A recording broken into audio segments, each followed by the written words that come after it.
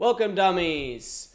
I am your lead dummy host, Trevor Lahamadou, and I'm here to talk a little bit about some of these guys, what we should do with them. Maybe they're riding high and we could sell them high, or they're riding high, we want to hold them. Maybe they are on the bottom tier radar. Nobody knows about them. Let's go get those guys, okay? That's how we win championships. That's how we win our leagues, and I'll help you do that, okay?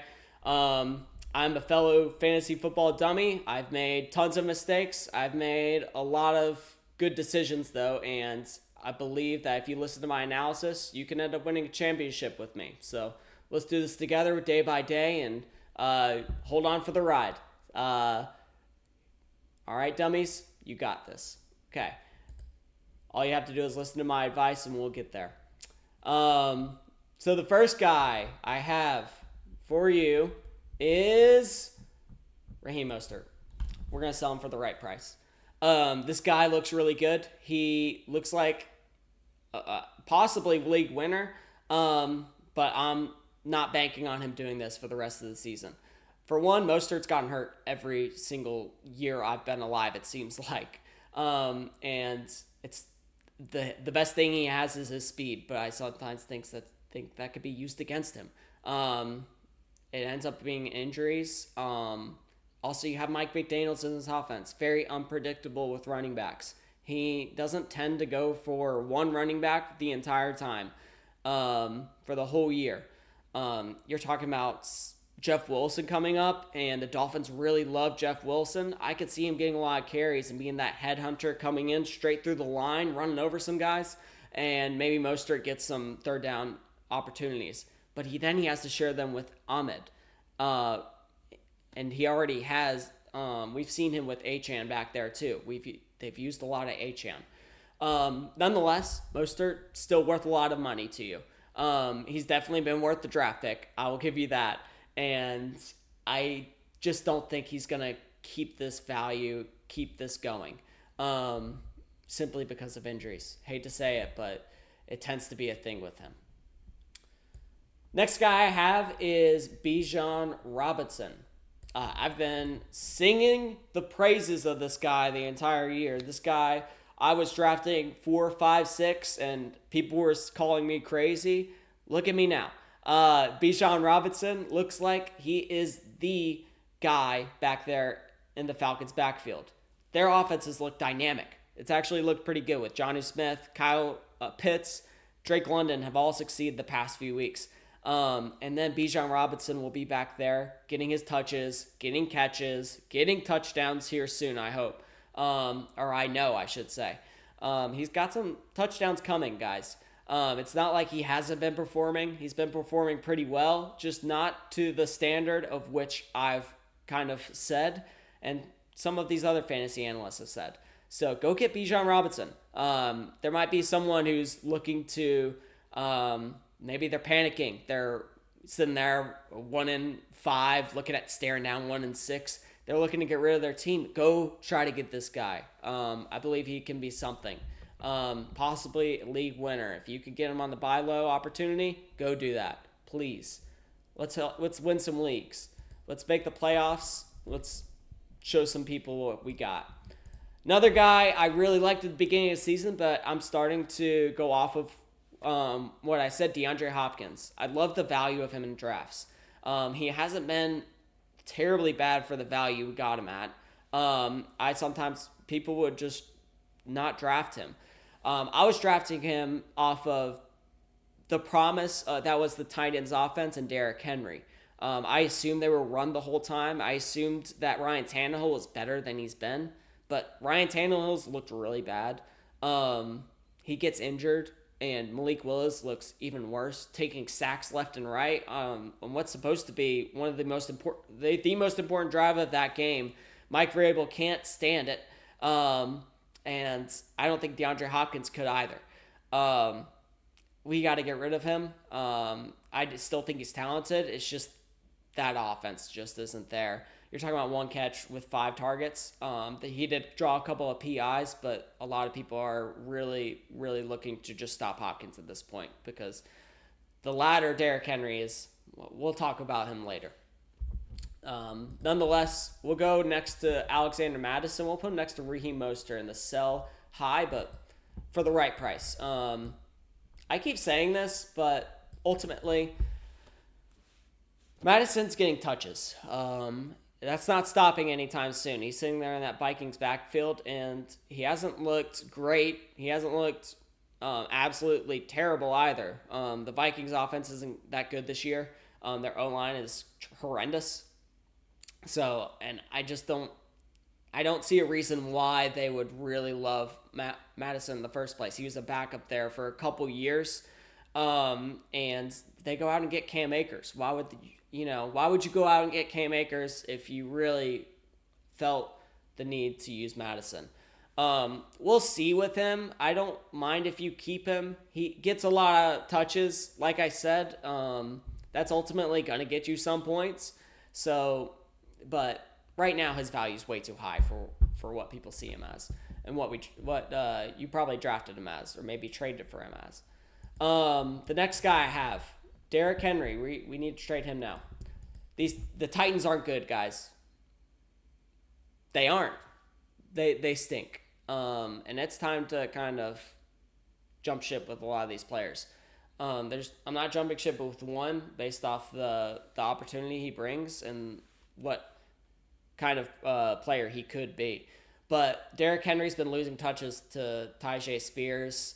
He hasn't looked that good if you look at him. I don't think that Tennessee O-line is all that anymore. Physical, albeit, but they're still going to use him. But for what you can get Derrick Henry at name value to be, trade him. You can get a lot for this guy. You can get a lot of different backs, receivers, tight ends if you're slim at those. Even if you get a really good quarterback, off name value alone, you should be able to trade Derrick Henry. And I suggest we trade him now before it gets any worse. That brings me to the next guy, Tyjae Spears. The only reason he is not a go-get-him guy is Tyjae Spears is unfortunately in the Titans offense, like I said. But he has been getting numbers. He looked really good. That play where he had that catch and was weaving in and out of traffic and he was juking guys, almost got to the end zone. That was amazing. Great backfield vision, great athleticism he shows. I think the Titans offense is great with him. And I don't see why they don't use him. I don't see the Titans being anything later in the year. I see him being a really good buy low right now. Get him for the right price, though, because you don't want to trade a ton to get him. Like, I'm not trading Derrick Henry to go get Spears. I'm not that silly. But I don't think they're as far off as people think. So go get him if you can. Another person, DK Metcalf. Trade him. Again, name value alone, these three guys, you should be able to trade. Some people are very thin at wide receiver. They got injuries. They have to deal with bye weeks coming up, and they're going to be desperate. And it could be desperate teams as well. And they'll see DK Metcalf, they'll see his numbers, they'll say he's not that bad, and he's DK Metcalf. But DK Metcalf has not been great. He's been okay, and he's been frustrated, and we've seen it. I don't foresee him succeeding in the office as much as he has been. I think they're using as much as they can. Plus, you got Smith-Njigba coming up. And Smith-Njigba, there's a reason why they drafted this guy. He could be really good. That's another guy I would suggest you go get. He's not on this list, but maybe for the right price, maybe in the waiver wire too. It's not that unheard of that he's in the waiver wire. Go get him, please. He'll help win some leagues later on, especially if you have some time on, or you can afford an extra bench spot. He's going to be worth it to you at the end of the day. Another person I really don't know what to do with, but you just got to hold him, is Dameon Pierce. I would love to trade Dameon Pierce. Lord knows I would. Dameon Pierce has not looked great. Singletary's taking touches from him. But something unexpected happened. The only reason we didn't like him before was because he was in the Texans offense. Now he's in the Texans offense. I don't see Singletary taking over for him. I am concerned with how he's been doing. But I do see him doing a little bit better. I wouldn't go out and trade him per se, but it can't hurt to hold him. See what he has. Maybe we can get a better analysis of him after this next week. Hold him. Probably have to start him. He's still getting usage. So even with Singletary getting some usage, he still got, more than 10 touches that game. Another person a lot of people were very wrong about trading. Okay, that's fine. Sorry, another person people were crazy about trading and selling was Garrett Wilson. I didn't mind going to get Garrett Wilson that much. Garrett Wilson's a guy who is very talented. He was doing well with Zach Wilson last year. He was doing well with Joe Schmo at quarterback. It didn't matter who it was. Garrett Wilson's a guy you have to go get. He's just one of the top receivers, and it just shows week in, week out. And Zach Wilson, I have to say, has been overperforming. He's been performing really well. I shouldn't say overperforming. Maybe he's not that guy. Maybe Aaron Rodgers as offensive coordinator has kind of seen something in Zach Wilson. Maybe he sees it himself and cannot kind of hit to that with him. I believe the Jets will find a way to win. They'll find a way to have enough points on offense. Therefore, he's going to get targets. And this guy is very talented. Get Garrett Wilson if you can. Don't go crazy for him, though. He's very talented, but don't go crazy. Next guy, Davante Adams. You have to hold him. Let you think about it. What can you trade Davante Adams for that you would feel good about? Because you're not going to get Cooper Kupp. You're not getting Jamar Chase. You're not getting those top guys, and he is a top guy. Ultimately, we have to really see the face and value right there. Jimmy Garoppolo, again, hurt, but it doesn't matter. You put a backup quarterback in there, they're going to throw to Adams. He's a talented wide receiver, actually pretty similar to Garrett Wilson. Sorry about that. But Davante Adams is a good wide receiver. Don't be afraid to go get Davante Adams. I mean, you should be afraid to get him.